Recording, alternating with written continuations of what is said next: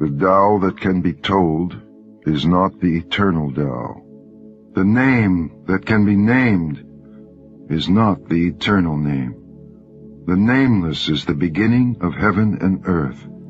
The named is the mother of 10,000 things. Ever desireless, one can see the mystery. Ever desiring, one sees the manifestations.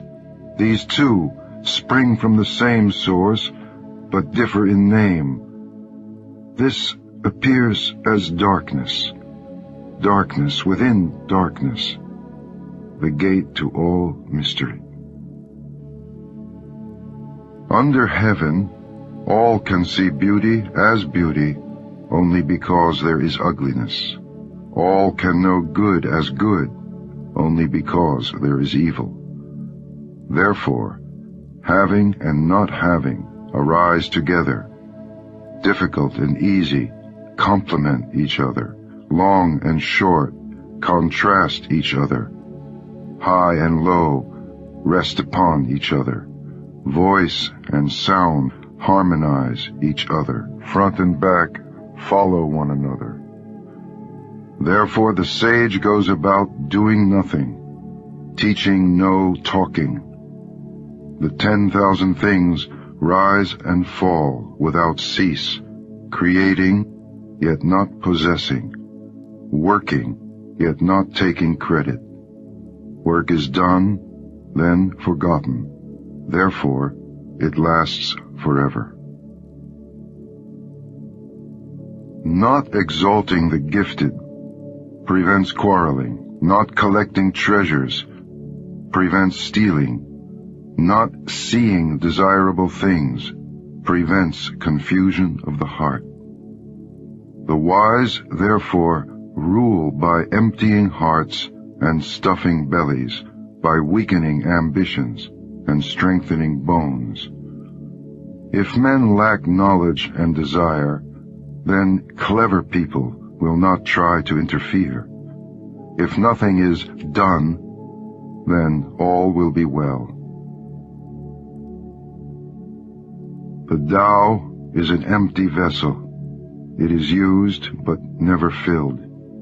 O unfathomable source of 10,000 things, blunt the sharpness, untangle the knot, soften the glare, merge with dust. O hidden deep, but ever present, I do not know from whence it comes. It is the forefather of the gods. Heaven and earth are impartial. They see the 10,000 things as straw dogs. The wise are impartial. They see the people as straw dogs. The space between heaven and earth is like a bellows. The shape changes, but not the form. The more it moves, the more it yields. More words count less. Hold fast to the center. The valley spirit never dies. It is the woman, primal mother. Her gateway is the root of heaven and earth. It is like a veil barely seen. Use it. It will never fail. Heaven and earth last forever. Why do heaven and earth last forever? They are unborn, so ever living. The sage stays behind, thus he is ahead. He is detached, thus at one with all. Through selfless action, he attains fulfillment. The highest good is like water. Water gives life to the 10,000 things and does not strive. It flows in places men reject, and so is like the Tao. In dwelling, be close to the land. In meditation, go deep in the heart. In dealing with others, be gentle and kind. In speech, be true. In ruling, be just. In daily life, be competent. in action. Be aware of the time and the season. No fight, no blame.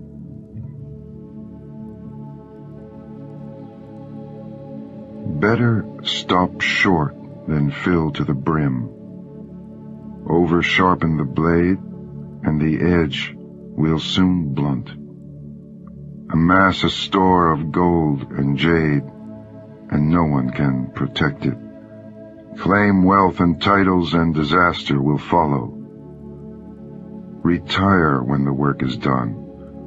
This is the way of heaven. Carrying body and soul and embracing the one, can you avoid separation? Attending fully and becoming supple, can you be as a newborn babe? Washing and cleansing the primal vision, can you be without stain? Loving all men and ruling the country, can you be without cleverness? Opening and closing the gates of heaven, can you play the role of woman? Understanding and being open to all things, are you able to do nothing? Giving birth and nourishing, bearing, yet not possessing, working, yet not taking credit, leading, yet not dominating. This is the primal virtue. 30 spokes share the wheel's hub. It is the center hole that makes it useful. Shape clay into a vessel. It is the space within that makes it useful. Cut doors and windows for a room. It is the holes which make it useful. Therefore, benefit comes from what is there, usefulness from what is not there. The 5 colors blind the eye, the 5 tones deafen the ear, the 5 flavors dull the taste, racing and hunting madden the mind, precious things lead one astray. Therefore, the sage is guided by what he feels, and not by what he sees. He lets go of that, and chooses this. Accept disgrace willingly. Accept misfortune as the human condition. What do you mean by accept disgrace willingly? Accept being unimportant. Do not be concerned with loss or gain. This is called accepting disgrace willingly. What do you mean by accept misfortune as the human condition? Misfortune comes from having a body. Without a body, how could there be misfortune? Surrender yourself humbly. Then you can be trusted to care for all things. Love the world as your own self. Then you can truly care for all things. Look, it cannot be seen. It is beyond form. Listen, it cannot be heard. It is beyond sound. Grasp, it cannot be held. It is intangible. These 3 are indefinable. Therefore they are joined in one. From above it is not bright, from below it is not dark, an unbroken thread beyond description. It returns to nothingness, the form of the formless, the image of the imageless. It is called indefinable and beyond imagination. Stand before it, and there is no beginning. Follow it, and there is no end. Stay with the ancient Tao. Move with the present. Knowing the ancient beginning is the essence of Tao. The ancient masters were subtle, mysterious, profound, responsive. The depth of their knowledge is unfathomable. Because it is unfathomable, all we can do is described their appearance. Watchful, like men crossing a winter stream. Alert, like men aware of danger. Courteous, like visiting guests. Yielding, like ice about to melt. Simple, like uncarved blocks of wood. Hollow, like caves. Opaque, like muddy pools. Who can wait quietly while the mud settles? Who can remain still until the moment of action? Observers of the Tao do not seek fulfillment. Not seeking fulfillment, they are not swayed by desire for change. Empty yourself of everything. Let the mind become still. The 10,000 things rise and fall while the self watches their return. They grow and flourish and then return to the source. Returning to the source is stillness, which is the way of nature. The way of nature is unchanging. Knowing constancy is insight. Not knowing constancy leads to disaster. Knowing constancy, the mind is open. With an open mind, you will be open-hearted. Being open-hearted, you will act royally. Being royal, you will attain the divine. Being divine, you will be at one with the Tao. Being at one with the Tao is eternal, and though the body dies, the Tao will never pass away.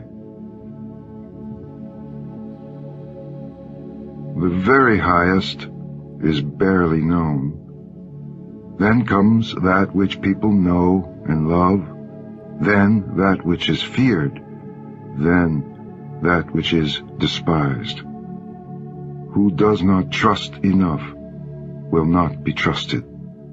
When actions are performed without unnecessary speech, people say, "We did it." When the great Tao is forgotten, kindness and morality arise. When wisdom and intelligence are born, the great pretense begins.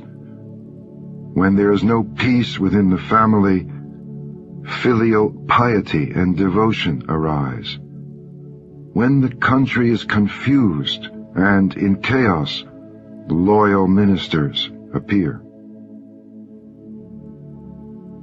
Give up sainthood. Renounce wisdom, and it will be 100 times better for everyone. Give up kindness. Renounce morality, and men will rediscover filial piety and love. Give up ingenuity. Renounce profit, and bandits and thieves will disappear. These three are outward forms alone. They are not sufficient in themselves. It is more important to see the simplicity, to realize one's true nature, to cast off selfishness and temper desire. Give up learning and put an end to your troubles. Is there a difference between yes and no? Is there a difference between good and evil? Must I fear what others fear? What nonsense! Other people are contented, enjoying the sacrificial feast of the ox. In spring, some go to the park and climb the terrace, but I alone am drifting, not knowing where I am. Like a newborn babe before it learns to smile, I am alone, without a place to go. Others have more than they need, but I alone have nothing. I am a fool. Oh yes, I am confused. Others are clear and bright, but I alone am dim and weak.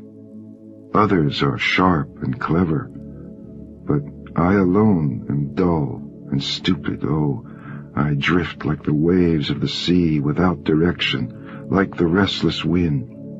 Everyone else is busy, but I alone am aimless and depressed. I am different. I am nourished by the Great Mother. The greatest virtue is to follow Tao, and Tao alone. The Tao is elusive and intangible.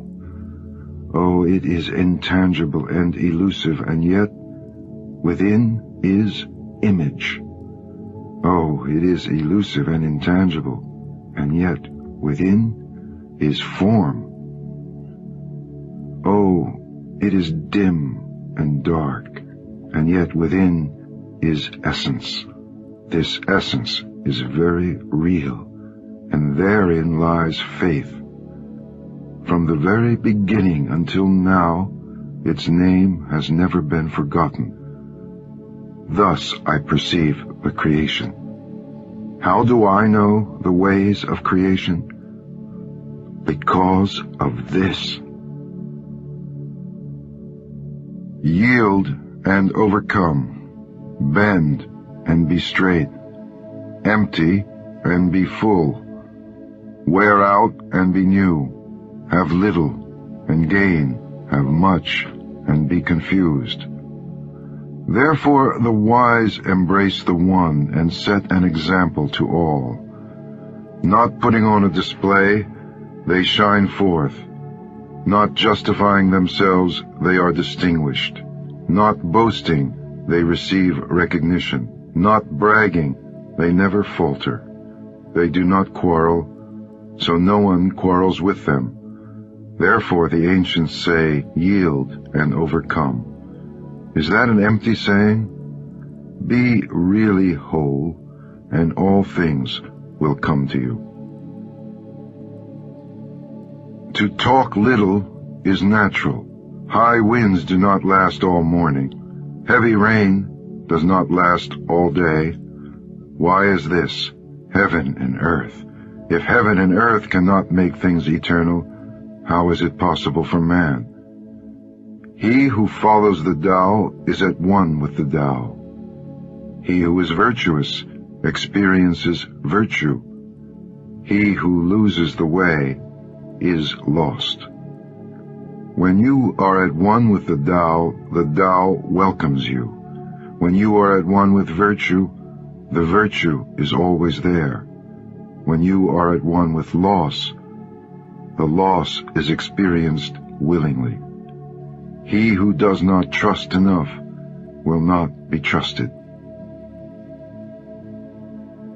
He who stands on tiptoe is not steady. He who strides cannot maintain the pace. He who makes a show is not enlightened. He who is self-righteous is not respected.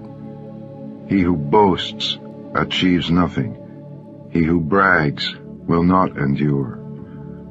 According to followers of the Tao, these are extra food and unnecessary luggage. They do not bring happiness. Therefore, followers of the Tao avoid them. Something mysteriously formed, born before heaven and earth. In the silence and the void, standing alone and unchanging, ever present and in motion. Perhaps it is the mother of 10,000 things.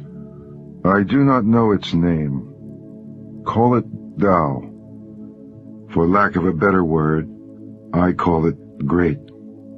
Being great, it flows. It flows far away. Having gone far, it returns. Therefore, Tao is great, heaven is great, earth is great. The king is also great. These are the four great powers of the universe, and the king is one of them. Man follows the earth. Earth follows heaven. Heaven follows the Tao. Tao follows what is natural. The heavy is the root of the light. The still is the master of unrest. Therefore the sage, traveling all day, does not lose sight of his baggage. Though there are beautiful things to be seen, he remains unattached and calm. Why should the lord of 10,000 chariots act lightly in public? To be light is to lose one's route. To be restless is to lose one's control. A good walker leaves no tracks. A good speaker makes no slips. A good reckoner needs no tally. A good door needs no lock, yet no one can open it. Good binding requires no knots, yet no one can loosen it. Therefore the sage takes care of all men and abandons no one. He takes care of all things and abandons nothing. This is called following the light.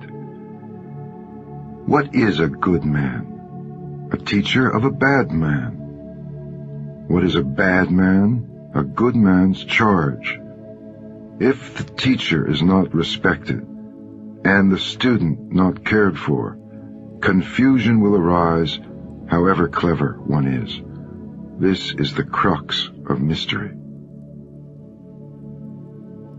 Know the strength of man, but keep a woman's care. Be the stream of the universe. Being the stream of the universe, ever true and unswerving, become as a little child once more. Know the white, but keep the black. Be an example to the world. Being an example to the world, ever true and unwavering, return to the infinite. Know honor, yet keep humility. Be the valley of the universe. Being the valley of the universe, ever true and resourceful, return to the state of the uncarved block. When the block is carved, it becomes useful.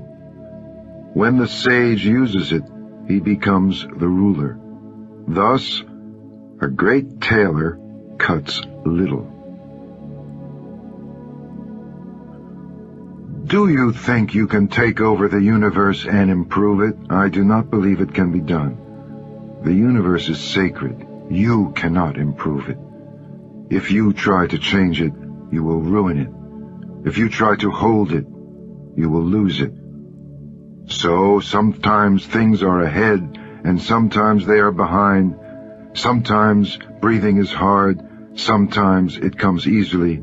Sometimes there is strength, and sometimes weakness. Sometimes one is up, and sometimes down. Therefore, the sage avoids extremes, excesses, and complacency. Whenever you advise a ruler in the way of Tao, counsel him not to use force to conquer the universe, for this would only cause resistance. Thorn bushes spring up wherever the army has passed. Lean years follow in the wake of a great war. Just do what needs to be done. Never take advantage of power. Achieve results, but never glory in them. Achieve results, but never boast. Achieve results, but never be proud. Achieve results because this is the natural way. Achieve results, but not through violence. Force is followed by loss of strength. This is not the way of Tao. That which goes against the Tao comes to an early end. Good weapons are instruments of fear. All creatures hate them. Therefore, followers of Tao never use them. The wise man prefers the left. The man of war prefers the right. Weapons are instruments of fear. They are not a wise man's tools. He uses them only when he has no choice. Peace and quiet are dear to his heart, and victory no cause for rejoicing. If you rejoice in victory, then you delight in killing. If you delight in killing, you cannot fulfill yourself. On happy occasions, precedence is given to the left, on sad occasions to the right. In the army, the general stands on the left, the commander-in-chief on the right. This means that war is conducted like a funeral. When many people are being killed, they should be mourned in heartfelt sorrow. That is why a victory must be observed like a funeral. The Tao is forever undefined. Small though it is in the unformed state, it cannot be grasped. If kings and lords could harness it, the 10,000 things would naturally obey. Heaven and earth would come together, and gentle rain fall. Men would need no more instruction, and all things would take their course. Once the whole is divided, the parts need names. There are already enough names. One must know when to stop. Knowing when to stop averts trouble.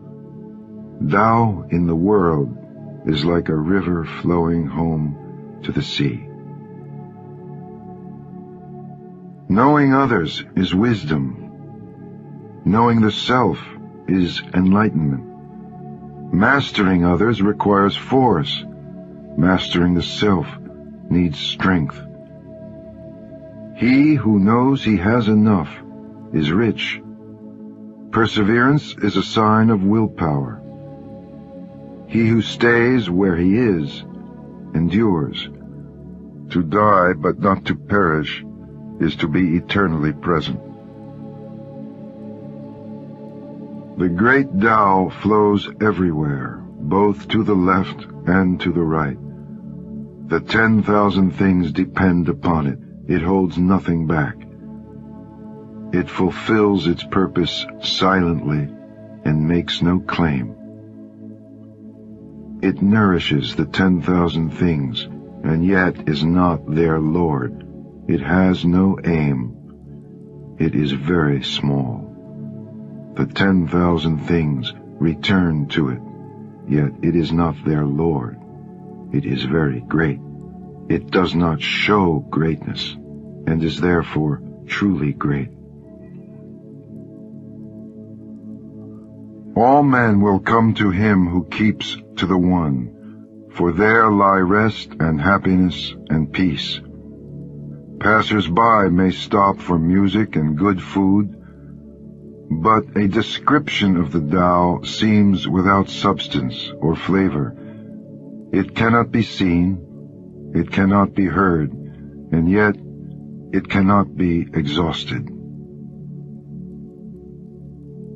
That which shrinks must first expand. That which fails must first be strong. That which is cast down must first be raised. Before receiving, there must be giving. This is called perception of the nature of things.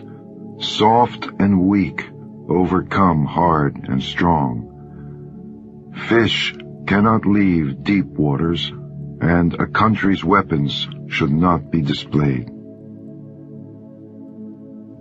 Tao abides in non-action, yet nothing is left undone.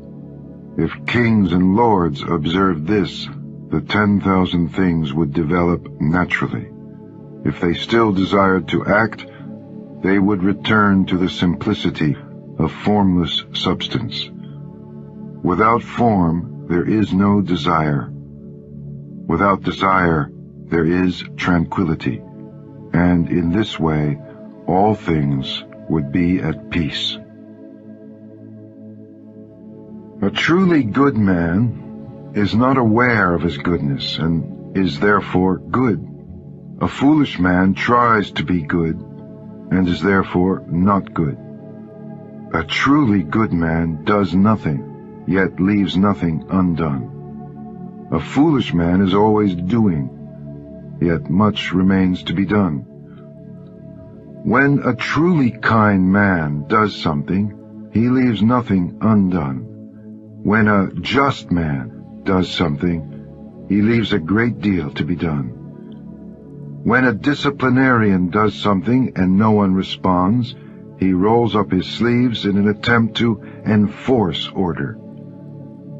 Therefore, when Tao is lost, there is goodness. When goodness is lost, there is kindness. When kindness is lost, there is justice. When justice is lost, there is ritual. Now, ritual is the husk of faith and loyalty, the beginning of confusion. Knowledge of the future is only a flowery trapping of Tao. It is the beginning of folly. Therefore the truly great man dwells on what is real, and not what is on the surface, on the fruit, and not the flower. Therefore, accept the one and reject the other. These things from ancient times arise from one. The sky is whole and clear.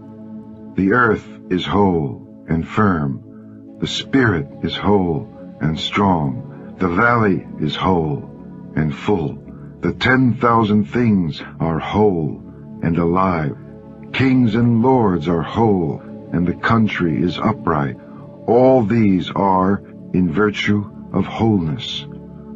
The clarity of the sky prevents its falling. The firmness of the earth prevents its splitting. The strength of the spirit prevents its being used up. The fullness of the valley prevents its running dry. The growth of the 10,000 things prevents their dying out. The leadership of kings and lords prevents the downfall of the country. Therefore, the humble is the root of the noble. The low is the foundation of the high. Princes and lords consider themselves orphaned, widowed, and worthless. Do they not depend on being humble? Too much success is not an advantage. Do not tinkle like jade or clatter like stone chimes. Returning is the motion of the Tao. Yielding is the way of the Tao. The 10,000 things are born of being. Being is born of not being. The wise student hears of the Tao and practices it diligently. The average student hears of the Tao and gives it thought now and again. The foolish student hears of the Tao and laughs aloud. If there were no laughter, the Tao would not be what it is. Hence it is said, the bright path seems dim. Going forward seems like retreat. The easy way seems hard. The highest virtue seems empty. Great purity seems sullied. A wealth of virtue seems inadequate. The strength of virtue seems frail. Real virtue seems unreal. The perfect square has no corners. Great talents ripen late. The highest notes are hard to hear. The greatest form has no shape. The Tao is hidden and without name. The Tao alone nourishes and brings everything to fulfillment. The Tao begot one. One begot two. Two begot three. And three begot the 10,000 things. The 10,000 things carry yin and embrace yang. They achieve harmony by combining these forces. Men hate to be orphaned, widowed, or worthless, but this is how kings and lords describe themselves. For one gains by losing, and loses by gaining. What others teach, I also teach. That is, a violent man will die a violent death. This will be the essence of my teaching. The softest thing in the universe overcomes the hardest thing in the universe. That without substance can enter where there is no room. Hence, I know the value of non-action. Teaching without words and work without doing are understood by very few. Fame or self, which matters more? Self or wealth, which is more precious? Gain or loss, which is more painful? He who is attached to things will suffer much. He who saves will suffer heavy loss. A contented man is never disappointed. He who knows when to stop does not find himself in trouble. He will stay forever safe. Great accomplishment seems imperfect, yet it does not outlive its usefulness. Great fullness seems empty, yet it cannot be exhausted. Great straightness seems twisted. Great intelligence seems stupid. Great eloquence seems awkward. Movement overcomes cold. Stillness overcomes heat. Stillness and tranquility set things in order in the universe. When the Tao is present in the universe, the horses haul manure. When the Tao is absent from the universe, war horses are bred outside the city. There is no greater sin than desire, no greater curse than discontent, no greater misfortune than wanting something for oneself. Therefore, he who knows that enough is enough will always have enough. Without going outside, you may know the whole world. Without looking through the window, you may see the ways of heaven. The farther you go, the less you know. Thus the sage knows without traveling. He sees without looking. He works without doing. In the pursuit of learning, every day something is acquired. In the pursuit of Tao, every day something is dropped. Less and less is done until non-action is achieved. When nothing is done, nothing is left undone. The world is ruled by letting things take their course. It cannot be ruled by interfering. The sage has no mind of his own. He is aware of the needs of others. I am good to people who are good. I am also good to people who are not good. Because virtue is goodness. I have faith in people who are faithful. I also have faith in people who are not faithful. Because virtue is faithfulness. The sage is shy and humble. To the world he seems confusing. Others look to him and listen. He behaves like a little child. Between birth and death, 3 in 10 are followers of life. 3 in 10 are followers of death. And men just passing from birth to death also number 3 in 10. Why is this so? Because they live their lives on the gross level. He who knows how to live can walk abroad without fear of rhinoceros or tiger. He will not be wounded in battle. For in him, rhinoceroses can find no place to thrust their horn. Tigers, no place to use their claws, and weapons, no place to pierce. Why is this so? Because he has no place for death to enter. All things arise from Tao. They are nourished by virtue. They are formed from matter. They are shaped by environment. Thus the 10,000 things all respect Tao and honor virtue. Respect of Tao and honor of virtue are not demanded, but they are in the nature of things. Therefore, all things arise from Tao.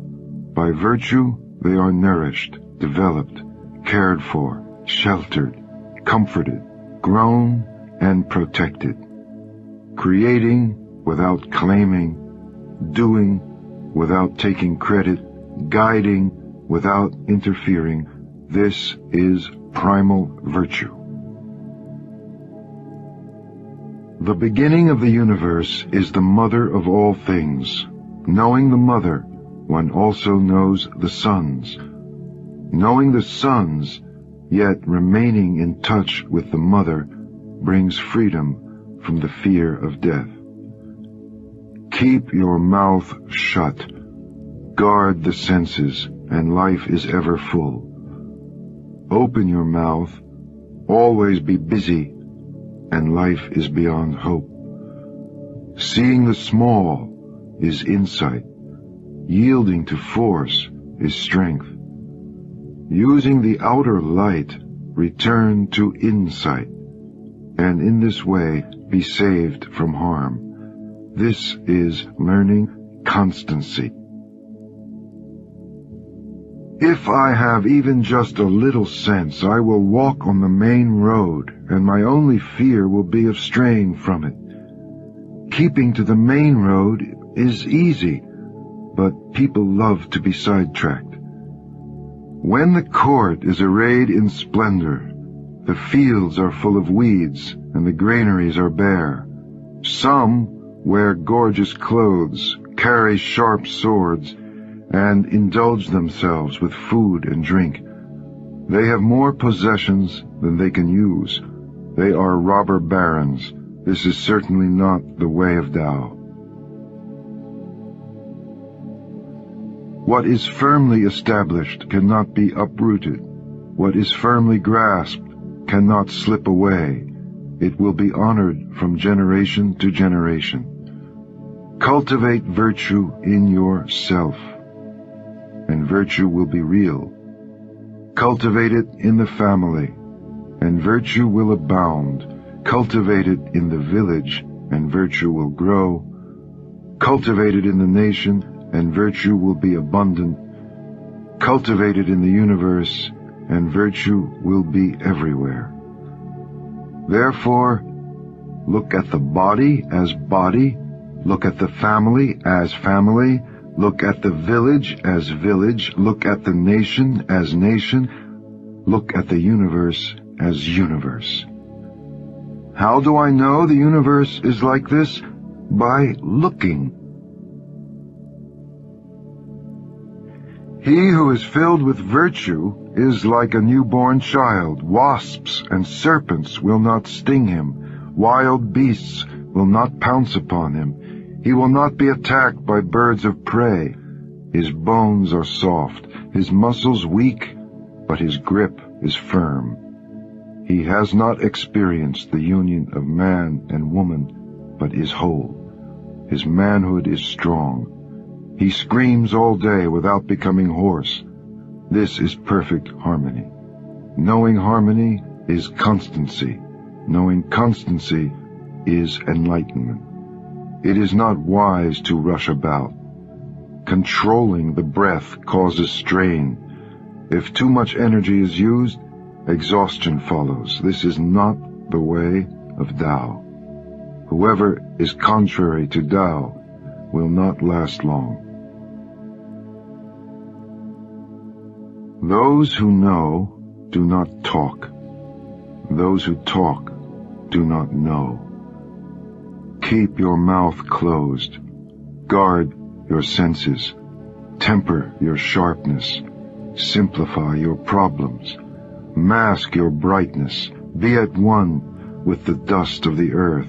This is primal union. He who has achieved this state is unconcerned with friends and enemies, with good and harm, with honor and disgrace.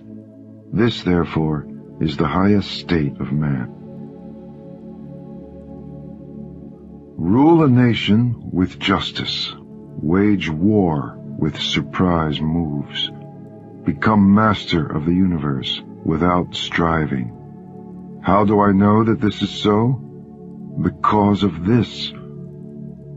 The more laws and restrictions there are, the poorer people become. The sharper men's weapons, the more trouble in the land. The more ingenious and clever men are, the more strange things happen. The more rules and regulations, the more thieves and robbers. Therefore, the sage says, I take no action, and people are reformed. I enjoy peace, and people become honest. I do nothing, and people become rich. I have no desires, and people return to the good and simple life. When the country is ruled with a light hand, the people are simple. When the country is ruled with severity, the people are cunning. Happiness is rooted in misery. Misery lurks beneath happiness. Who knows what the future holds? There is no honesty. Honesty becomes dishonest. Goodness becomes witchcraft. Man's bewitchment lasts for a long time. Therefore, the sage is sharp, but not cutting, pointed, but not piercing, straightforward, but not unrestrained, brilliant, but not blinding. In caring for others and serving heaven, there is nothing like using restraint. Restraint begins with giving up one's own ideas. This depends on virtue gathered in the past. If there is a good store of virtue, then nothing is impossible. If nothing is impossible, then there are no limits. If a man knows no limits, then he is fit to be a ruler. The mother principle of ruling holds good for a long time. This is called having deep roots and a firm foundation, the Tao of long life and eternal vision. Ruling the country is like cooking a small fish.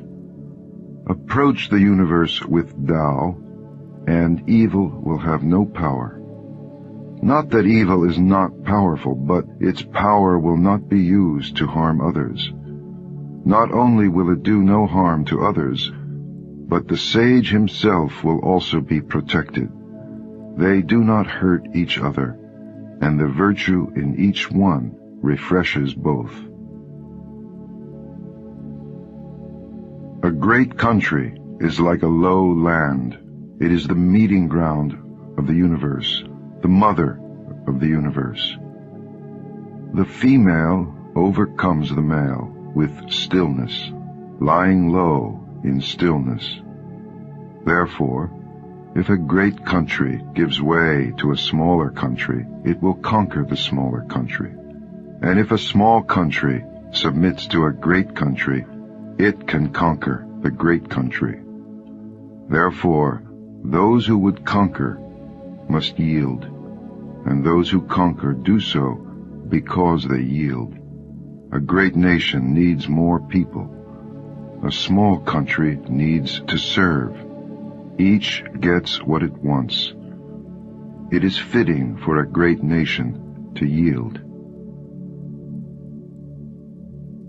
Tao is the source of the 10,000 things. It is the treasure of the good man and the refuge of the bad. Sweet words can buy honor. Good deeds can gain respect. If a man is bad, do not abandon him. Therefore, on the day the emperor is crowned, or the 3 officers of state installed, do not send a gift of jade and a team of 4 horses, but remain still and offer the Tao.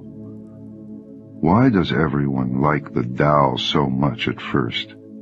Isn't it because you find what you seek and are forgiven when you sin? Therefore, this is the greatest treasure of the universe. Practice non-action. Work without doing. Taste the tasteless. Magnify the small. Increase the few. Reward bitterness with care. See simplicity in the complicated. Achieve greatness in little things. In the universe, the difficult things are done as if they are easy. In the universe, great acts are made up of small deeds. The sage does not attempt anything very big, and thus achieves greatness. Easy promises make for little trust.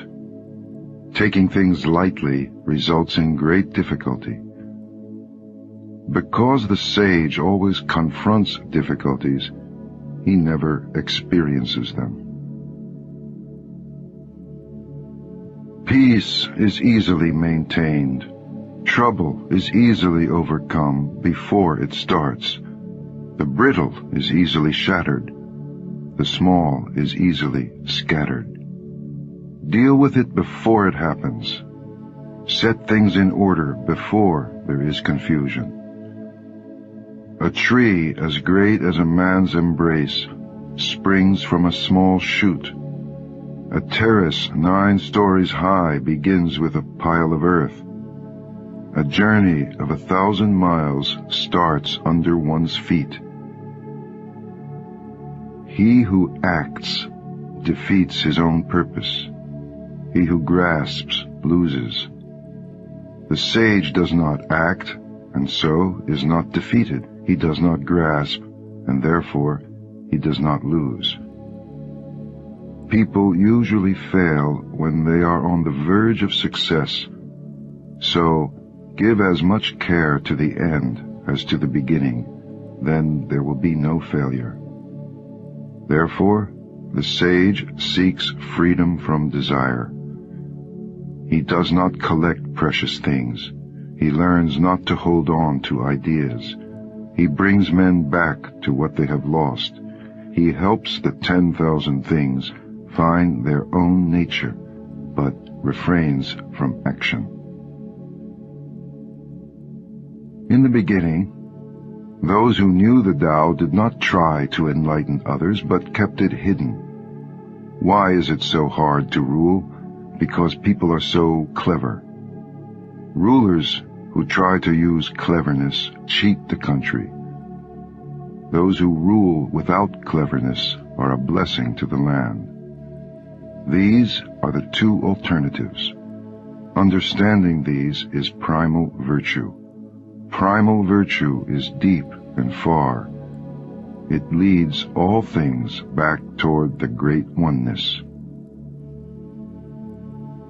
Why is the sea king of 100 streams? Because it lies below them. Therefore, it is the king of 100 streams. If the sage would guide the people, he must serve with humility. If he would lead them, he must follow behind. In this way, when the sage rules, the people will not feel oppressed. When he stands before them, they will not be harmed. The whole world will support him and will not tire of him. Because he does not compete, he does not meet competition. Everyone under heaven says that my Tao is great and beyond compare. Because it is great, it seems different. If it were not different, it would have vanished long ago. I have 3 treasures which I hold and keep. The first is mercy. The second is economy. The third is daring not to be ahead of others. From mercy comes courage. From economy, generosity. From humility comes leadership. Nowadays men shun mercy, but try to be brave. They abandon economy, but try to be generous. They do not believe in humility, but always try to be first. This is certain death. Mercy brings victory in battle and strength in defense. It is the means by which heaven saves and guards. A good soldier is not violent. A good fighter is not angry. A good winner is not vengeful. A good employer is humble. This is known as the virtue of not striving. This is known as ability to deal with people. This, since ancient times, has been known as the ultimate unity with heaven. There is a saying among soldiers, "I dare not make the first move, but would rather play the guest.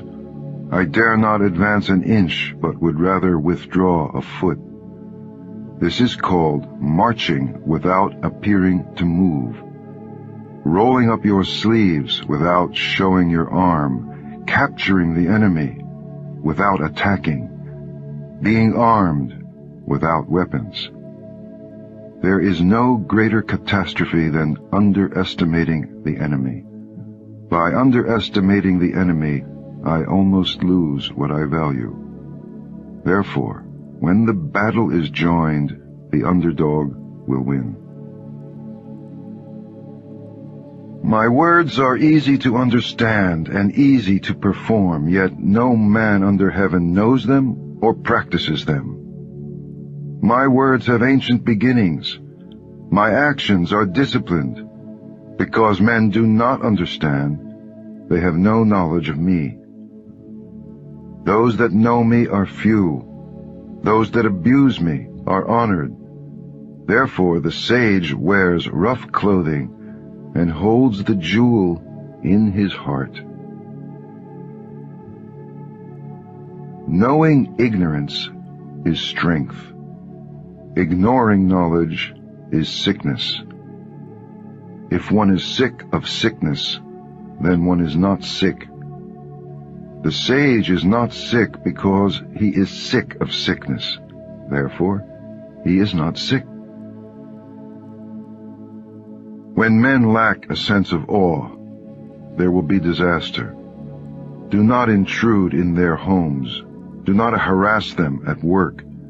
If you do not interfere, they will not weary of you. Therefore, the sage knows himself but makes no show, has self-respect but is not arrogant. He lets go of that and chooses this. A brave and passionate man will kill or be killed. A brave and calm man will always preserve life. Of these two, which is good and which is harmful? Some things are not favored by heaven. Who knows why? Even the sage is unsure of this. The Tao of heaven does not strive, and yet it overcomes. It does not speak, and yet is answered. It does not ask, yet is supplied with all its needs. It seems to have no aim, and yet its purpose is fulfilled. Heaven's net casts wide. Though its meshes are coarse, nothing slips through. If men are not afraid to die, it is of no avail to threaten them with death. If men live in constant fear of dying, and if breaking the law means that a man will be killed, who will dare to break the law? There is always an official executioner. If you try to take his place, it is like trying to be a master carpenter and cutting wood. If you try to cut wood like a master carpenter, you will only hurt your hand. Why are the people starving? Because the rulers eat up the money in taxes. Therefore, the people are starving. Why are the people rebellious? Because the rulers interfere too much. Therefore they are rebellious. Why do the people think so little of death? Because the rulers demand too much of life. Therefore the people take death lightly. Having little to live on, one knows better than to value life too much. A man is born gentle and weak. At his death he is hard and stiff. Green plants are tender and filled with sap. At their death they are withered and dry. Therefore the stiff and unbending is the disciple of death. The gentle and yielding is the disciple of life. Thus an army without flexibility never wins a battle. A tree that is unbending is easily broken. The hard and strong will fall. The soft and weak will overcome. The Tao of heaven is like the bending of a bow. The high is lowered and the low is raised. If the string is too long, it is shortened. If there is not enough, it is made longer. The Tao of heaven is to take from those who have too much and give to those who do not have enough. Man's way is different. He takes from those who do not have enough to give to those who already have too much. What man has more than enough and gives it to the world? Only the man of Tao. Therefore, the sage works without recognition. He achieves what has to be done without dwelling on it. He does not try to show his knowledge. Under heaven, nothing is more soft and yielding than water. Yet, for attacking the solid and strong, nothing is better. It has no equal. The weak can overcome the strong. The supple can overcome the stiff. Under heaven, everyone knows this, yet no one puts it into practice. Therefore, the sage says, he who takes upon himself the humiliation of the people is fit to rule them. He who takes upon himself the country's disasters deserves to be king of the universe. The truth often sounds paradoxical. After a bitter quarrel, some resentment must remain. What can one do about it? Therefore, the sage keeps his half of the bargain, but does not exact his due. A man of virtue performs his part, but a man without virtue requires others to fulfill their obligations. The Tao of heaven is impartial. It stays with good men all the time. A small country has fewer people. Though there are machines that can work 10 to 100 times faster than man, they are not needed. The people take death seriously and do not travel far. Though they have boats and carriages, no one uses them. Though they have armor and weapons, no one displays them. Men return to the knotting of rope in place of writing. Their food is plain and good, their clothes fine but simple, their homes secure. They are happy in their ways. Though they live within sight of their neighbors, and crowing cocks and barking dogs are heard across the way, yet they leave each other in peace while they grow old and die. Truthful words are not beautiful. Beautiful words are not truthful. Good men do not argue. Those who argue are not good. Those who know are not learned. The learned do not know. The sage never tries to store things up. The more he does for others, the more he has. The more he gives to others, the greater his abundance. The Tao of heaven is pointed, but does no harm. The Tao of the sage is work without effort. The 81 short chapters known as the Tao Te Ching have been translated more often than any other book in the world, with the single exception of the Bible. Like the Bible, the Tao Te Ching is a book whose appeal is as broad as its meaning is deep. It speaks to each of us at our own level of understanding, while inviting us to search for levels of insight and experience that are not yet within our comprehension. As with every text that deserves to be called sacred, it is a half-silvered mirror. To read it is not only to see ourselves as we are, but to glimpse a greatness extending far beyond our knowledge of ourselves and the universe we live in. The Tao that can be told is not the eternal Tao. These words are among the most famous in all the literature of the world.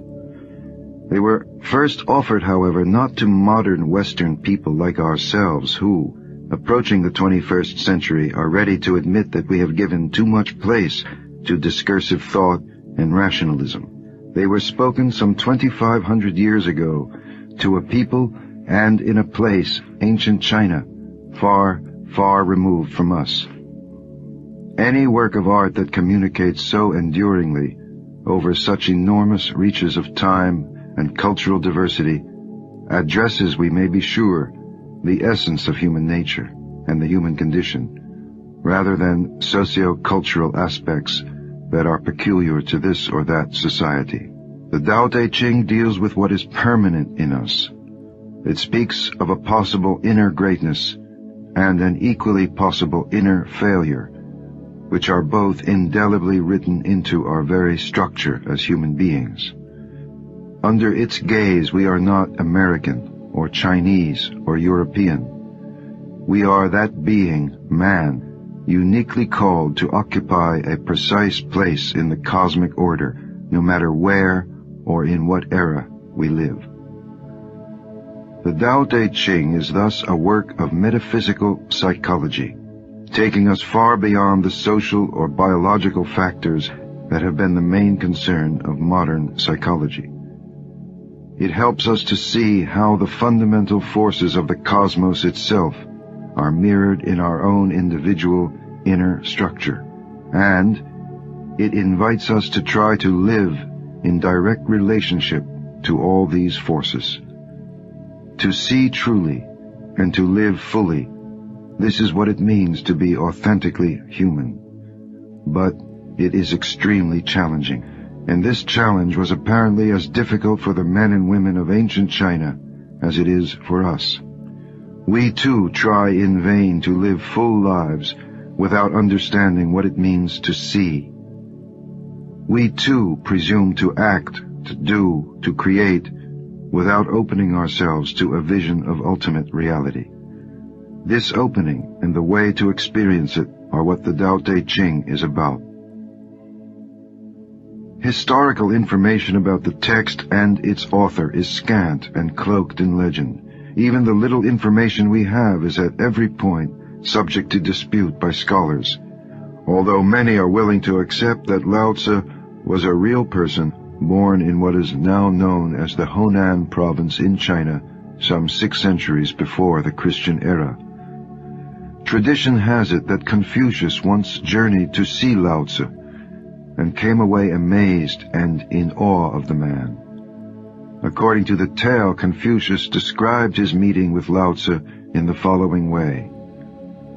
I know a bird can fly, a fish can swim, an animal can run. For that which runs, a net can be made.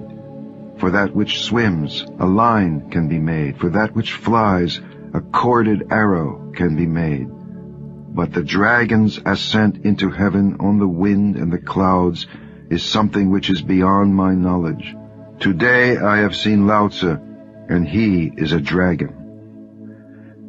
The tale also tells that Lao Tzu was the keeper of the imperial archives at the ancient capital of Luoyang.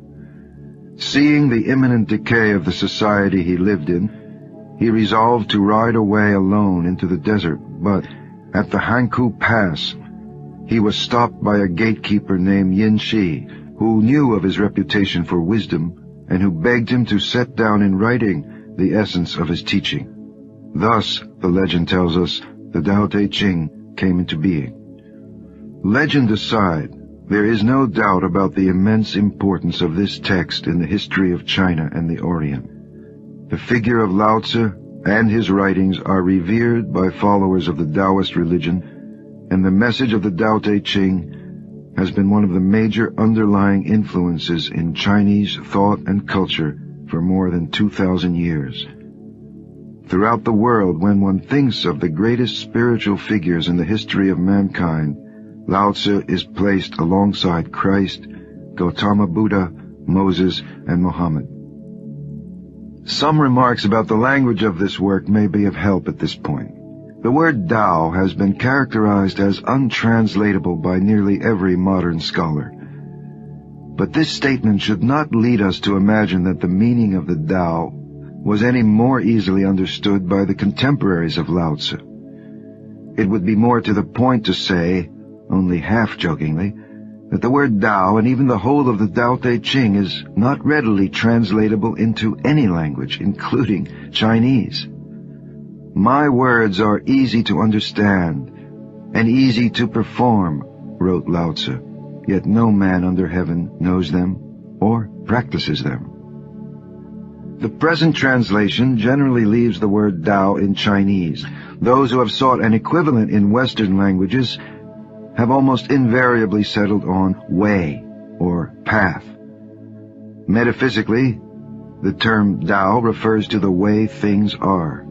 Psychologically, it refers to the way human nature is constituted, the deep dynamic structure of our being. Ethically, it means the way human beings must conduct themselves with others. Spiritually, it refers to the guidance that is offered to us, the methods of searching for the truth that have been handed down by the great sages of the past, the way of inner work. Yet all these meanings of Tao are ultimately one. In this work, we are offered a vision that relates the flowing structure of the universe to the structure of our individual nature, both in itself and as it manifests itself in the details of our everyday actions in the world. No linguistic or philosophic analysis of this word can ever capture its essential meaning, because what is being referred to is an experience that can only be understood at the moment it is tasted with the whole of our being, simultaneously sensed, felt, and thought. And because this way of experiencing is entirely different from the way almost all of us act and think and feel in our usual lives. To say that the realization of metaphysical truth lies in the opposite direction from the way we usually experience our lives is not to say that a different method of thinking or experiencing is required. What is at issue is nothing less than the activation of an entirely new power within us, an entirely new movement of consciousness. The point is that man is built to receive, contain, and transform this power, and then to make his life a complete expression of it. Nothing else can bring ultimate fulfillment into human life. And yet our lives are lived with little awareness or contact with this force of consciousness. We work, we love, we struggle, we eat, sleep, and dream. We write books and create art. We even worship our gods, closed off from it. This is why every sacred teaching in the history of mankind begins as a revolution, incomprehensible, paradoxical, mysterious. Whether it be the gnomic teaching of Lao Tzu, whoever he was and if he was, or the profoundly troubling doctrine of unknowing brought by Socrates, or the exalted hidden God speaking through Moses and the prophets of Israel, or the shattering sacrifice of love transmitted by Jesus, every sacred teaching remains sacred only as long as it opens a path that has never before been opened and yet always exists and must always exist for humanity. Look it cannot be seen, it is beyond form. Listen, it cannot be heard, it is beyond sound. Grasp, it cannot be held, it is intangible. It is called indefinable and beyond imagination. Stand before it and there is no beginning. Follow it and there is no end. Stay with the ancient Tao. Move with the present. Of equal importance in approaching this text, and the life it calls us to, is the word De. This word directs our attention to the question of the expression or manifestation in our day-to-day lives of the Supreme Reality. The present text, following numerous other translations, renders De by the English word virtue. But we must be careful not to bring our ordinary moralistic associations to this term. It is true that the word De introduces us to the ethical dimension of this teaching, but this is ethics that is solidly rooted in metaphysics and completely separate from ethics considered as the rules of social morality, which vary from culture to culture, epoch to epoch, nation to nation, class to class. De refers to nothing less than the quality of human action that allows the central creative power of the universe to manifest through it. As Lao Tzu writes, something mysteriously formed, born before heaven and earth, in the silence and the void, standing alone and unchanging, ever present and in motion. Perhaps it is the mother of 10,000 things. I do not know its name. Call it Tao. For lack of a better word, I call it great. Being great, it flows. It flows far away. Having gone far, it returns.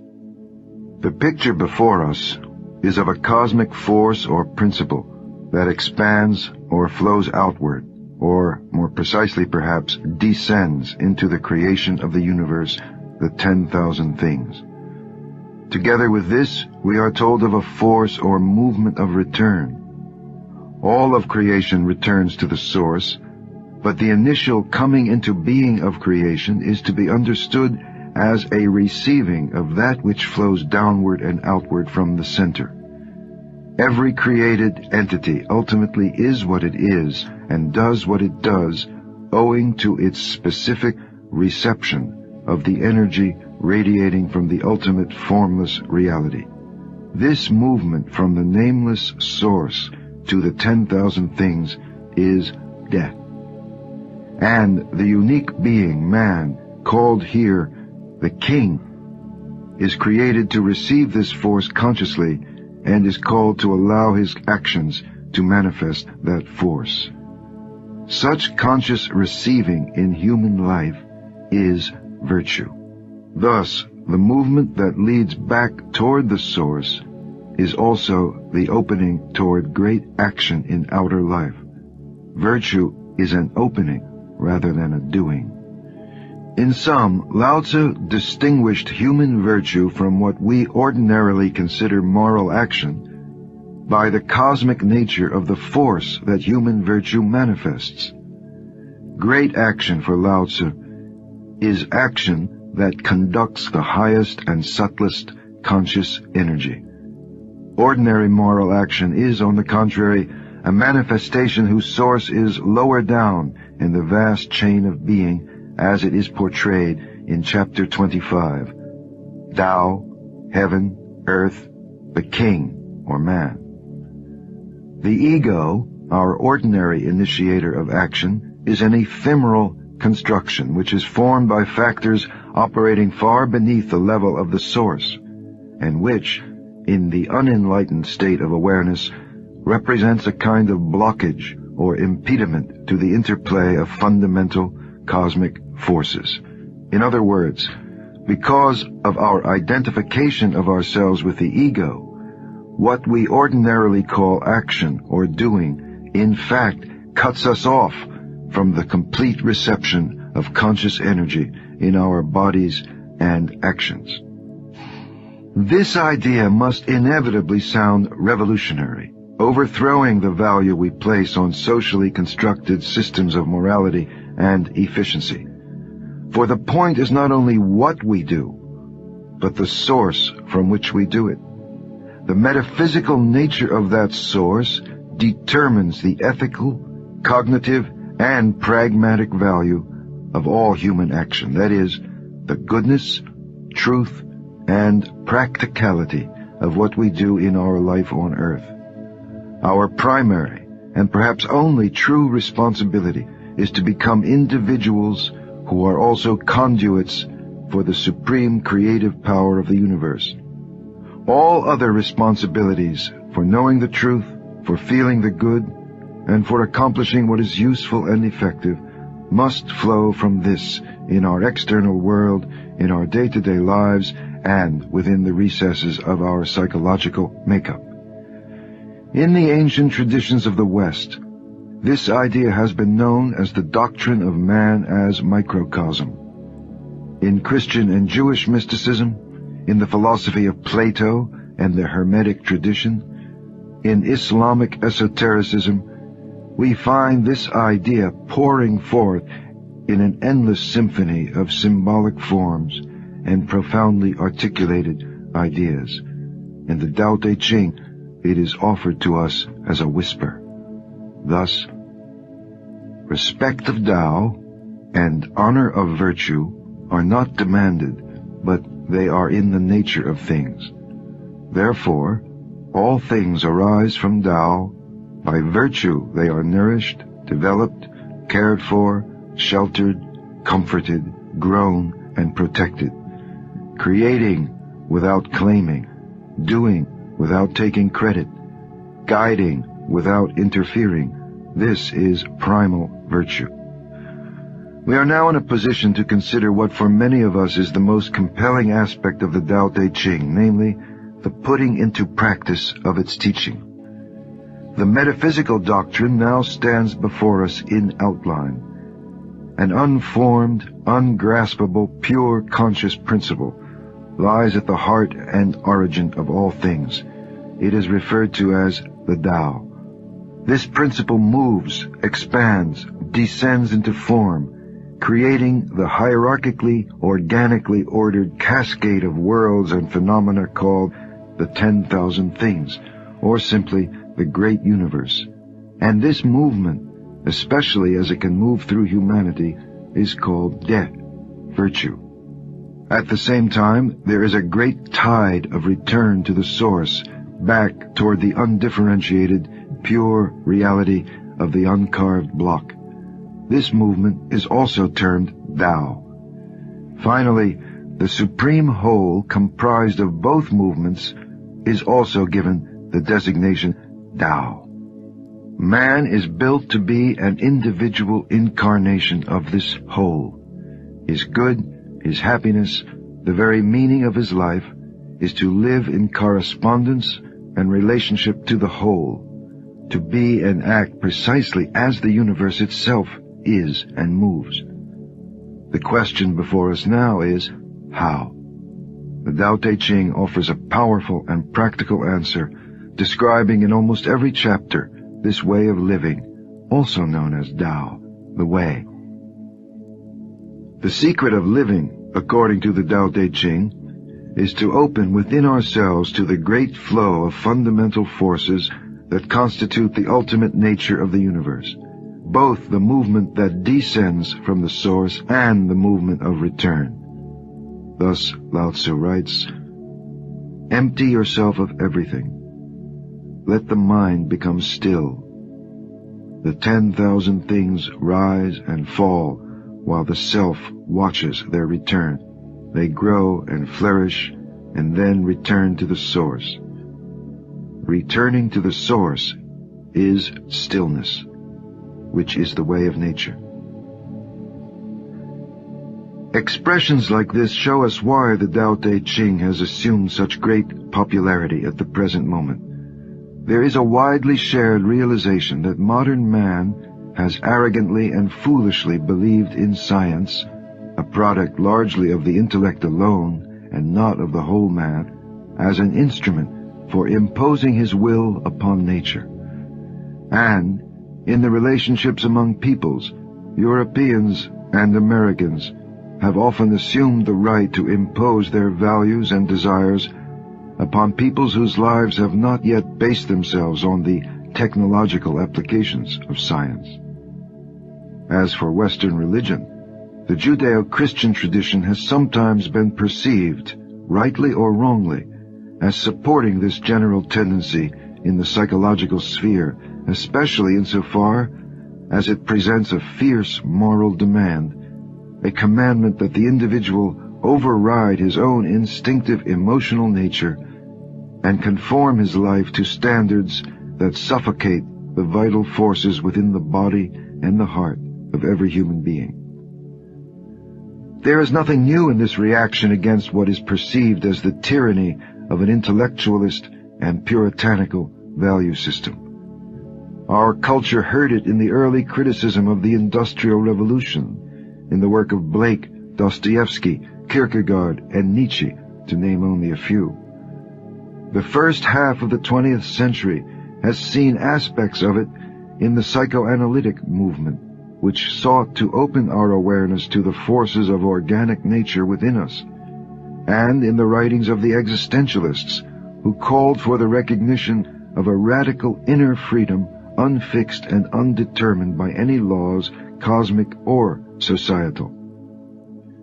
Finally, in recent years, we have witnessed the growing interest in mysticism and Eastern religion, which, despite some highly publicized bizarre concomitants, has introduced powerful new ideas into the currents of Western thought. Chief among them, perhaps, is the idea of the states of human consciousness and the suggestion that the whole of our lives, individually and collectively, proceeds in a diminished state of consciousness, far from the capacities that would be possible were we to live at the level of consciousness that is natural to us. It is this last claim that can sound a truly new note for most people, and that provides the context in which the Tao Te Ching can speak in a stunning, fresh way about the practical question of how to search and how to live. Once the immensity of the idea of levels of consciousness is felt, the message of the Tao Te Ching soars beyond social and philosophical criticism of our culture. We find ourselves in front of a teaching about nature and naturalness that compels us to see even our very legitimate current concerns about the environment and our planet in a way that is far more immediate and at the same time far more inclusive than we might ever have imagined. And we shall see that the same holds true for other urgent issues of our time, including the problem of war, the crisis of leadership, and the man-woman relationship. To understand the practical importance of the idea of nature and naturalness contained in the Tao Te Ching, there is perhaps no better place to start than with the phrase that has become such a part of our contemporary vocabulary that it has assumed the status of a cliché and even a joke: to go with the flow. Do these words in their popular use mean the same thing as living according to the Tao? Certainly not. The distortions of this phrase that have become popular suggest an unthinking passivity, along with a naive trust in the flow of outer events. But it is also a distortion to equate the ideal of living in accord with the Tao with simply obeying one's inner emotional and physical desires, as well as one's hidden intellectual prejudices. The point here is well illustrated by an exchange between the Zen master Shunryu Suzuki and his American pupils. Suzuki Roshi says, "There is a big misunderstanding about the idea of naturalness. Most people who come to us believe in some freedom or naturalness, but their understanding is what we call Jinen Ken Gedo, or heretical naturalness, a kind of let-alone policy or sloppiness. For a plant or stone, to be natural is no problem. But for us there is some problem, indeed a big problem. To be natural is something we must work on. Suzuki's further comments lead us to consider the ideas of non-being, Wu, and non-action, Wu Wei, which are central to the practical teaching of the Tao Te Ching. He goes on to speak of Niu Nan Shin, a smooth, natural mind. When you have that, he says, you have the joy of life. When you lose it, you lose everything. You have nothing. Although you think you have something, you have nothing. But when all you do comes out of nothingness, then you have everything. This is what we mean by naturalness. Or, in the words of Lao Tzu, Tao abides in non-action, yet nothing is left undone. If kings and lords observed this, the 10,000 things would develop naturally. If they still desired to act, they would return to the simplicity of formless substance. To be natural, therefore, is not easy. Inwardly, it involves a state of openness or receptivity that is subtle, elusive, and active. It means becoming aware of that supreme creative power which, as has been said, human beings were created to contain and express. Or, from another angle, one might equally say that to be natural is easy, but we have become such unnatural beings that to open to this force is the most difficult thing in the world. It requires of us an effort that is wholly unlike anything we understand as effort, even including what is ordinarily called relaxation. Similarly, our understanding of nature as an external reality invites reconsideration. Our perception of nature is relative to the quality of mind or attention that serves as our instrument of cognition. We see only things, entities, events. We do not directly experience the forces and laws that govern nature and the cosmos. In the words of Lao Tzu, ever desireless, one can see the mystery. Ever desiring, one sees the manifestations. Let us note, a mind governed by desires can perceive only the world of appearances. What exists behind these appearances can be known only by the mind that exists behind the desires in ourselves.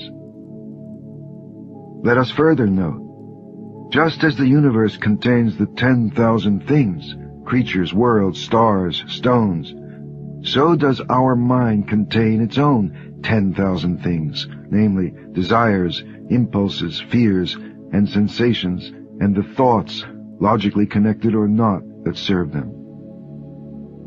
Thus, a mind that is full of content knows a universe that is full of things.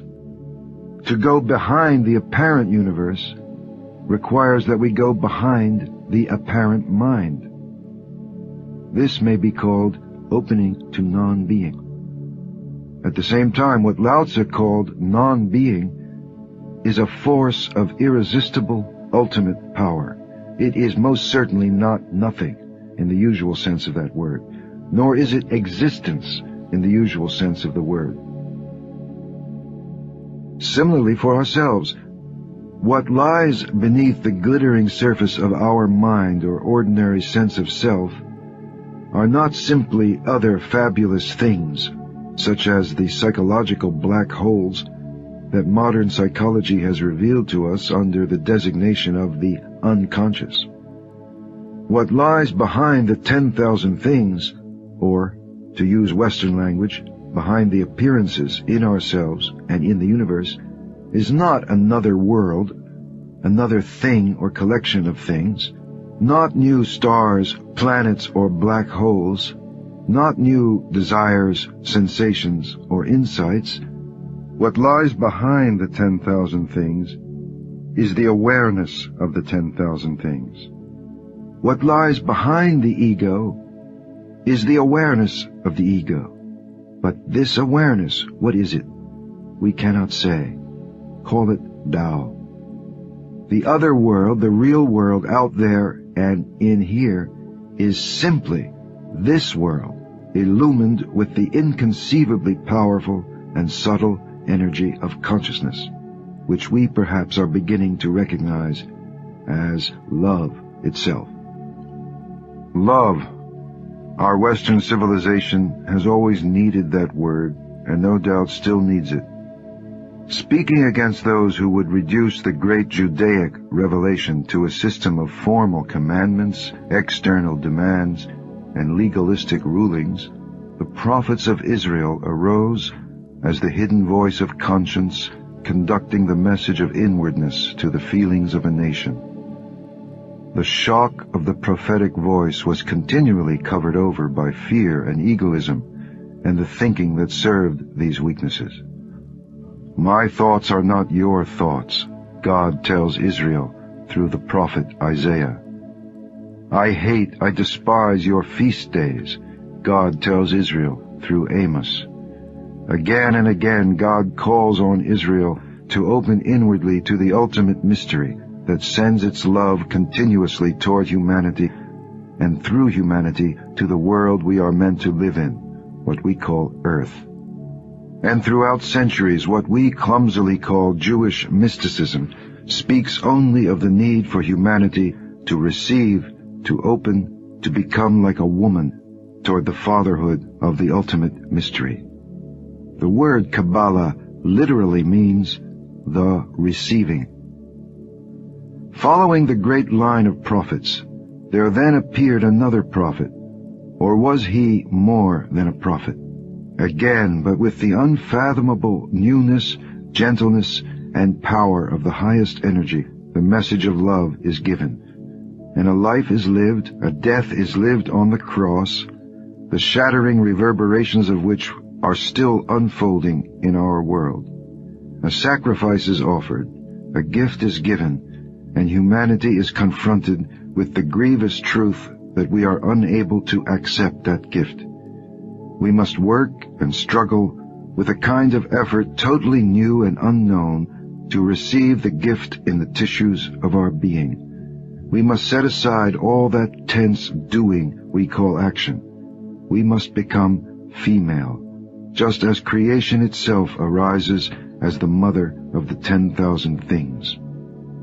The nameless is the beginning of heaven and earth. The named is the mother of 10,000 things. Female is all that receives and brings to birth.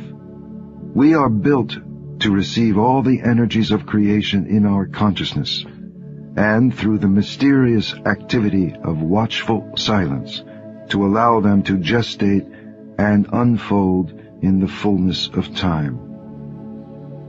A great country, writes Lao Tzu, is like low land. It is the meeting ground of the universe, the mother of the universe. The female overcomes the male with stillness, lying low in stillness.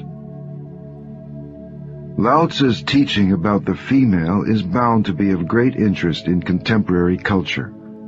However, there is no question here of direct application to any social or political issue having to do with the rights of women. It is purely and solely a question of the nature of humanness itself. What is a human being, anterior to the division into man and woman? The point is that a human being can only act, that is, move outward, in a manner that is specifically human to the extent that he or she can receive the gift of energy being poured out from the source. We are destined to be beings in which the primal two are in conscious, harmonious relationship. We are beings of two movements. It is our exalted but immensely difficult task to find the sensitivity and openness that is the great movement of return designated by the word silence, at the same time that we function outwardly, think, play, fight, and create in the rough and tumble vortex of life on earth. The male moves out, the female returns. The male speaks, the female is silent.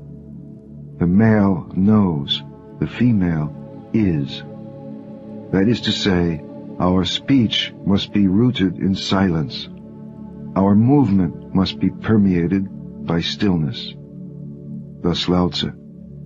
Carrying body and soul and embracing the one, can you avoid separation? Opening and closing the gates of heaven, can you play the role of woman?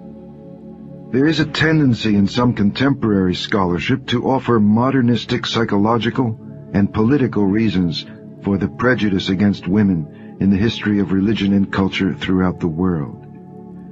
No doubt these speculations are valid in many cases, and at their level. But insofar as the female designates a universal metaphysical energy, a movement of opening and return, it is simply inevitable that the female becomes that which is forgotten, that which is not understood. Inevitable, that is, granted the fallen nature of humanity, our disconnection from the authentic possibilities of our life. In the ancient Chinese idea of yin and yang, yin is associated with ideas of the female as darkness, death, dissolution, everything that is complementary to yang as male, bright, creational, outpouring. No greater mistake can be made than to equate the female with mere emotions or so-called intuitions. The emotional function in unenlightened men and women, in us, is as little open to the higher as the actional function in unenlightened individuals is an outward expression of the higher creative energy. The creation pours down in light and in accordance with rigorous laws of unfolding. It is uncompromising in its action, and it does not care for things in a manner that follows our limited and egoistically fantastic standards. Lao Tzu writes, "Heaven and earth are impartial. They see the 10,000 things as straw dogs." Similarly, no greater mistake can be made than to equate the male, the positive active force of the cosmos, with mere thinking or so-called rationality. Thus, yin accords as little with historically conditioned concepts of the feminine as yang accords with historically conditioned concepts of the masculine. Seen in this way, both the male and the female force are hidden from us in our unenlightened state of consciousness. It requires a precise practice of meditation to become aware of energies as such, and to observe for oneself the laws of their interaction and unfolding movement. This inner practice reveals that all phenomena everywhere depend upon the harmonious relationship of these forces called yin and yang, female and male, return and expression. To be fully human is to develop a power of attention that allows this relationship to take place within one's own psychophysical organism. A man in whom this attention is highly developed is called a sage, an enlightened human being, although here too there are levels and degrees of inner attainment. As has been suggested, the study that leads to the emergence of this consciousness within ourselves is known as the path, Tao understood as the way of inner spiritual practice. We have just introduced the term meditation. Setting aside most contemporary meanings of this word, we may characterize meditation as the process of becoming familiar with one's own real structure as a human being. Certain definite conditions such as physical posture and mental attitude have in every spiritual tradition been presented as necessary supports for this process. The Tao Te Ching does not offer this kind of advice apart from the mental attitude so powerfully communicated by the text. In fact, the most important features of the technical aspect of meditation can never be written down. The practice of meditation requires direct personal guidance of an exceedingly delicate sort, and as such constitutes a central aspect of the vast and all-important element of spiritual discipline known as the oral transmission. All effective spiritual transmission ultimately takes place directly between people. It can never be learned from a book. But important general and theoretical aspects of the practice can be expressed in words and images, and so, returning to the point at hand, we can say that one of the first truths discovered in the practice of meditation is that the movement of return, the movement back toward one's central self, is a subtle, elusive, and fleeting experience. It is constantly being overridden by the automatically acting aspects of the outward movement, especially the racing chaos of automatic thoughts. Even more subtle and elusive, yet of cardinal importance, is the experience of both forces together within oneself.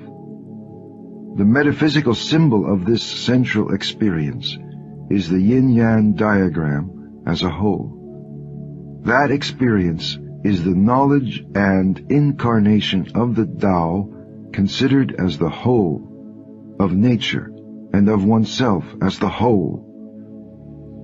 It is not the intention of this commentary to try to say more about such subtle experiences, but to focus on general theoretical aspects and implications. Nor is it the intention to try to introduce the teaching of the Tao Te Ching in the form of a system of philosophy. The chapters of the text are interrelated, but, as with every communication from a higher level of spirituality, the interrelation appears to us as replete with contradictions and disconnected images. There is bound to be confusion in our minds about the meanings of yin and yang, and about which sense of the Tao is being referred to in many of the chapters. We can say, however, that one stage of the work of meditation is to discriminate between the two forces, the movement of return and the movement outward. Another stage, presupposing the experience of successive discrimination, is the simultaneous experience of both. A third stage would then be the experience of the moving together into a harmonious relationship of these two forces. That further stages exist there can be no doubt, but it is also certain that we are not in a position to speculate about them. At every stage of the practice, the truth one needs to experience is hidden and dark, and bears the marks of death. This is the death of all that has been built up by the automatism of the mind and ego. It is the death of forms, and the momentary release or appearance of a formless energy. The seeker must allow himself or herself to be the female in relation to that which is waiting to pour itself into the seeker from above, whether it be called truth or the ultimate energy. Thus Lao Tzu: yield and overcome, bend and be straight, empty and be full, wear out and be new, have little and gain, have much and be confused. Know the strength of man, but keep a woman's care. Know the white, but keep the black. Be the valley of the universe. Being the valley of the universe, ever true and resourceful, return to the state of the uncarved block.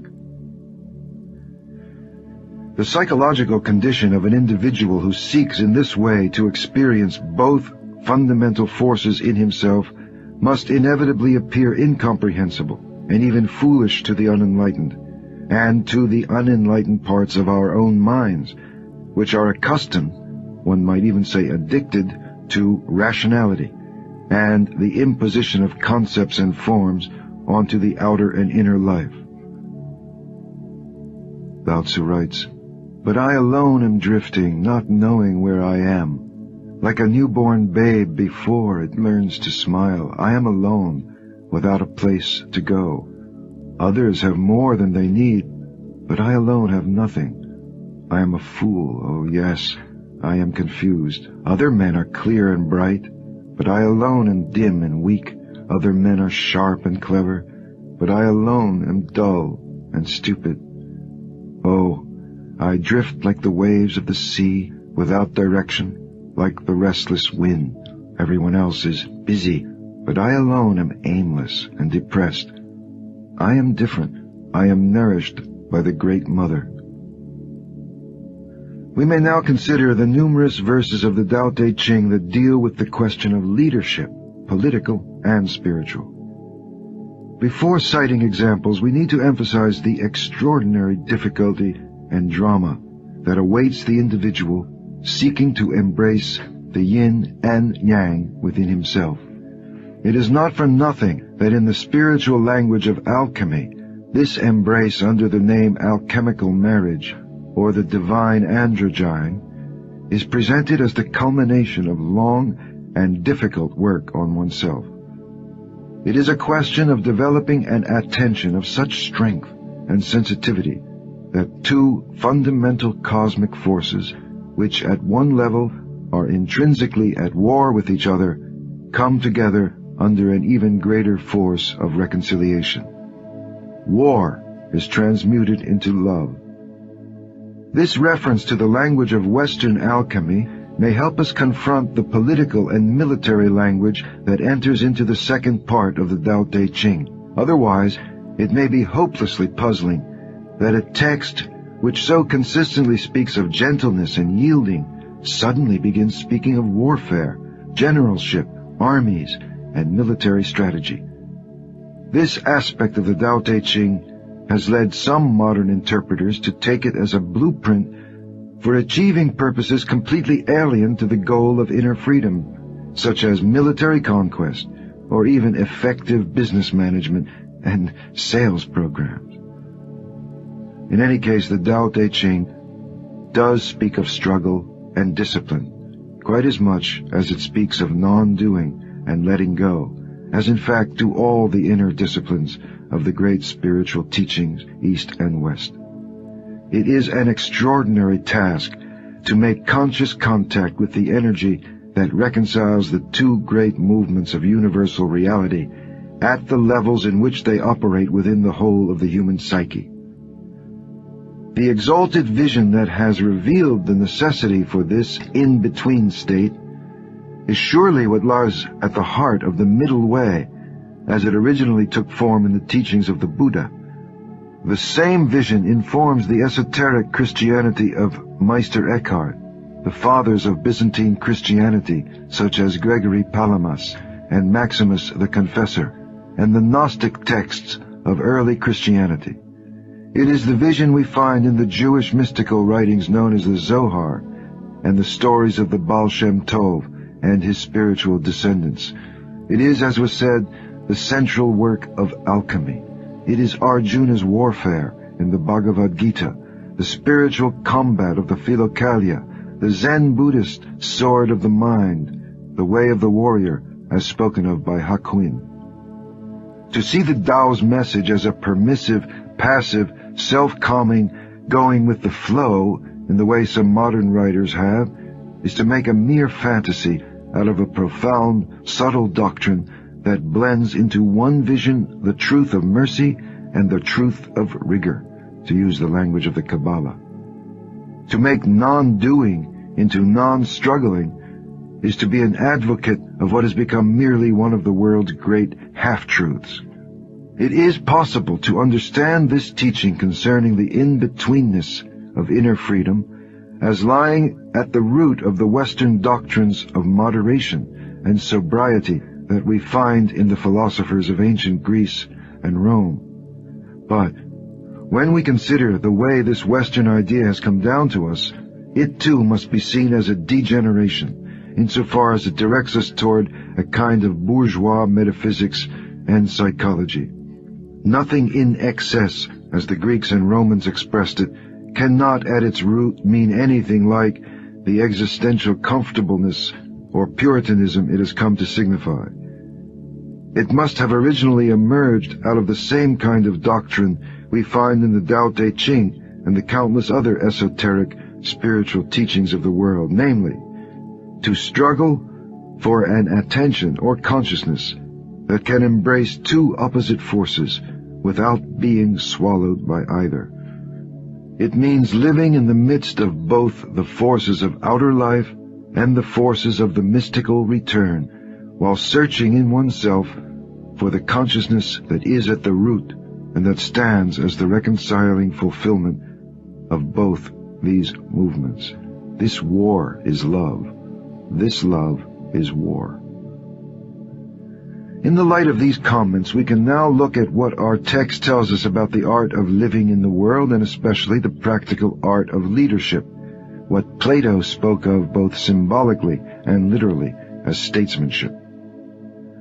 The question is how to live one's daily life in a way that supports and expresses this war of love, this struggle for contact with the transcendently vibrant non-being, emptiness, and formless energy that lies at the heart of the human and the cosmic world. These verses, and those like them in the text, tell us something essential about how to govern and how to fight. The historic context of ancient Chinese society, its political strife and social unrest, cannot be ignored, but we must ask ourselves, to what extent do these verses teach us about how to achieve success in the forms by which society enables us to deal with each other, and to what extent do they give us an attitude toward these forms that enables us to seek within while we are compelled to move and act in the social context? To what extent are spiritual principles meant to serve social psychological goals, and to what extent can social activity become the milieu in which we search for that which transcends society? Do we meditate in order to win, or can we study the laws of pure inner work operating even within the outer battlefield of life? Lao Tzu writes, "Therefore the stiff and unbending is the disciple of death, the gentle and yielding is the disciple of life." Thus an army without flexibility never wins a battle. A tree that is unbending is easily broken. The hard and strong will fall. The soft and weak will overcome. In the symbolic language of sacred writing, the outer and the inner are spoken of with images and formulations that embrace the laws of one's own inner world and the great outer world simultaneously. In this language, words such as leader, warrior, king, and sage refer both to an individual in relationship to other people and to a part of oneself in its relationship to other parts that make up one's total inner world. There is, or can be, a leader in myself, a warrior, king, and sage. There are armies and peoples within myself. There are desires, fears, hopes, needs. There are timid and brave impulses. There are thinkers, dreamers, scoundrels, and madmen within myself. In the Old Testament, these are the people of Israel, whom Moses leads out of the state of slavery. These are the people of Plato's Republic, whom the philosopher king rules with wisdom and justice. Like the Tao Te Ching, such texts are political in a much vaster and more intimate sense than we may imagine. To be a warrior in the outer life, one must be a warrior in the inner life. To be a king in the outer life, one must be a king in the inner life. To be a sage in the outer life, one must be a sage in the inner life. Thus, when the Tao Te Ching cautions the ruler against imposing concepts of good and evil onto his people, it is also cautioning us against cutting ourselves off from the vital forces within ourselves through attachment to mental or emotional judging of ourselves. To read anything in the Tao Te Ching as merely advice for the outer life is, putting it bluntly, to desecrate it. That is, to pack it into our own store of illusions, the sum total of which has made our individual and collective life on earth a hypnotic sleep that could very well end with our eyes still closed. But to read it as applying simultaneously to the outer life and to our own inner life is to feel ourselves invited to a life of searching that will be supported by the strongest and greatest energies in the universe.